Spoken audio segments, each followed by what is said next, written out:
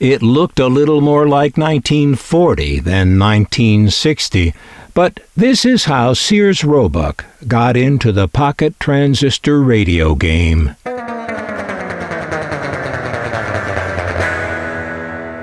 This was their smallest transistor radio to date, though it's hardly small, and this is their first shirt pocket radio, though it would hardly fit in a shirt pocket. Ah, Sears. I go all into Sears and the Searsness of its products in another video, so I don't want to repeat here. But their radios have a kind of clunky charm to them, and this one, to me, is pretty irresistible. It's tapered and rounded and altogether a unique piece of work. We're never going to know, but I'm always going to wonder how much of the size and styling of this radio is Sears, and how much is Arvin, the company who actually made this radio for Sears.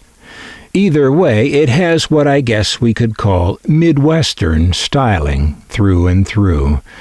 Actually, we can identify the styling better than that.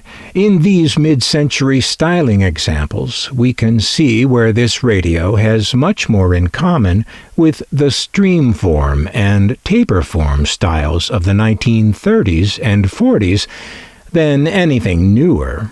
And I guess that parallels the feeling I have that this radio's look has more in common with 1940 than 1960. Now, if you know anything at all about what this channel stands for, you'll know that that is not a criticism, just an observation. We love old stuff that looks like the future, and old stuff that looks even older than it is. Both are fine with us. This is a 4-transistor radio. By the time it appeared, most transistor radios employed 6 or more transistors.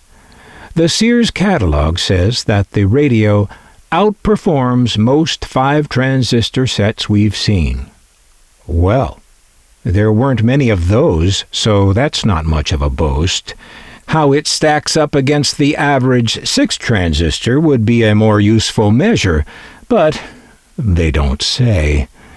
How it stacks up, styling-wise, against this much smaller Sony 6-transistor from the same year, 1960, I'll let you decide. Here is the Silvertone next to Arvin's 1961 shirt pocket model, which was itself none too small. You can see the Silvertone is a plus size for sure.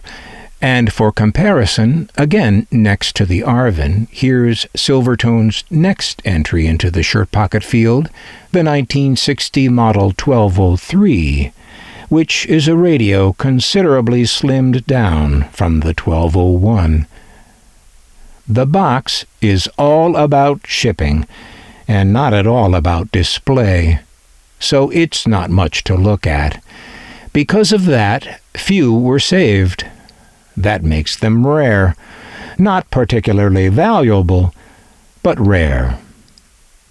Looking 20 years older than it is, the Silvertone 1201, in the only color it came in, which they call gray, and which the catalog calls smoke gray, and which I would call putty, or meh.